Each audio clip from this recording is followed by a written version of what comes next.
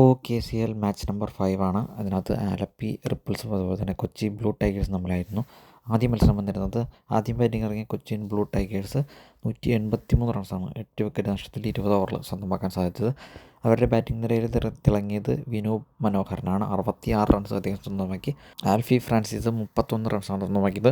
സഞ്ജുവിന് 13 runs മാത്രമാണ് എടുക്കാൻ സാധിച്ചുള്ളൂ. അതുപോലെ തന്നെ സഞ്ജുവിൻ്റെ ചേട്ടൻ സാലിക്ക് 6 റൺസ് മാത്രമാണ് എടുക്കാൻ സാധിച്ചുള്ളൂ. അങ്ങനെ ടോട്ടൽ 183 റൺസ് സ്വന്തമാക്കാൻ സാധിച്ചു.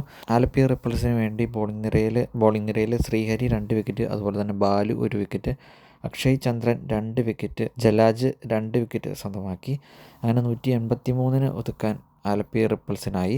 മറുപടി ബാറ്റിംഗ് ഇറങ്ങിയ ആലപ്പി റിപ്പിൾസിന് വേണ്ടി അക്ഷയ് ചന്ദ്രൻ 33 റൺസ്, അതുപോലെ തന്നെ അഭിഷേക് 29 റൺസ്.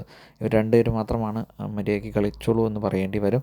അങ്ങനെ 149 19.2 ഓവറിൽ 149 ആലപ്പി റിപ്പിൾസിനെ കൊച്ചിൻ ബ്ലൂ ടൈഗേഴ്സ് ഒതുക്കുന്ന കാഴ്ചയാണ് കാണാൻ സാധിച്ചത്. കൊച്ചിൻ ബ്ലൂ ടൈഗേഴ്സിന് വേണ്ടി KM ആസിഫ് 4 വിക്കറ്റ്, അതുപോലെ തന്നെ മുഹമ്മദ് ആഷിഖ് 4 വിക്കറ്റ് സ്വന്തമാക്കി. ഇവർ തന്നെയായിരുന്നു ഈ ഒരു കളിയിലെ കുന്തമനകൾ. ബോളിംഗ് നിരയിലെ കുന്തമനകൾ ഇവർ രണ്ടുപേരായിരുന്നു. അവരാണ് ഈ ആലപ്പി റിപ്പിൾസിനെ 149 എറിഞ്ഞിടാൻ അവർക്കായത്. അങ്ങനെ ഈ ഒരു മത്സരം കൊച്ചിൻ ബ്ലൂ ടൈഗേഴ്സ് വിജയിച്ച കാഴ്ചയാണ് നമുക്ക് കാണാൻ സാധിച്ചത്. കൊച്ചിൻ ബ്ലൂ ടൈഗേഴ്സ് 2 മത്സരവും വിജയിച്ച്